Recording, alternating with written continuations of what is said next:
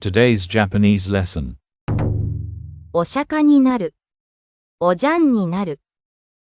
Lesson 1. お釈迦になる。The phrase, Oshaka naru, is a casual expression meaning something becomes unusable, broken, or ruined. It can also be shortened to just Oshaka. 事故で車がお釈迦になった。The word shaka refers to Buddha, the founder of Buddhism. In Japanese, the prefix or is often added to words to make them more polite or formal.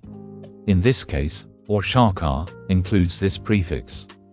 When speaking of Buddha with respect, the honorific sama is often added, making it Oshaka-sama. Conversely, when the honorific sama is not attached, the prefix or is also often omitted. So if you hear Oshaka, it's likely referring to the meaning of something being ruined or broken. お釈迦様。お釈迦様。お釈迦。お釈迦。Why is the phrase Oshaka naru used to describe something breaking? Even among Japanese people, few know the origin of this expression. One theory suggests that it came from a simple pun. In the past, casting metal objects was one of the crafts practiced in Edo. Controlling the heat during the process was tricky, and if the fire was too strong, the product being made would be ruined. In Japanese, the fire was too strong is expressed as higatsuyokata. Meanwhile, it is said that Buddha was born on April 8th, which in Japanese is pronounced as shigatsuyoka. The sound of higatsuyokata is very similar to shigatsuyokadata. 日が強かった。4月8日だった。Because of this similarity, the phrase Oshaka naru came to describe a situation where a product was ruined. Let's take a moment to clarify 2 points. First, about how the 8th day is expressed in Japanese. The number 8 is commonly read as hachi in Japanese, but when referring to a date or a duration, the 8th is generally read as yoka. In Japanese, the kanji for 8 is pronounced as hachi in its onyome and ya in its kunyome. The kanji for day is pronounced as nichi or jitsu in its onyome and ka or hi in its kunyome.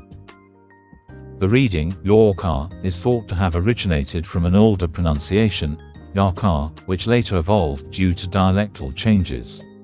However, keep in mind that the reading yoka only applies to single-digit dates. For dates like the 18th or 28th, they are read as juhachi nichi or nijuhachi nichi, so be careful. 8日。18日。28日。Next, let's talk about the Edo accent. Edo natives, or Edoko, often had difficulty pronouncing the sound here. Even when trying to say here, they will often pronounce it as shi. For this reason, the phrase higatsuyokata would be pronounced as shigatsuyokata. This made it sound even closer to shigatsuyokadata. Even today, many older people who were born and raised in Tokyo still find it challenging to pronounce here correctly. For example, words like higashi, kohi, or hyakuin might be pronounced as shigashi, koshi, and shakuin. Interestingly, some of these speakers also struggle with English pronunciation, often saying she for both he and she. Lesson 2. おじゃんになる。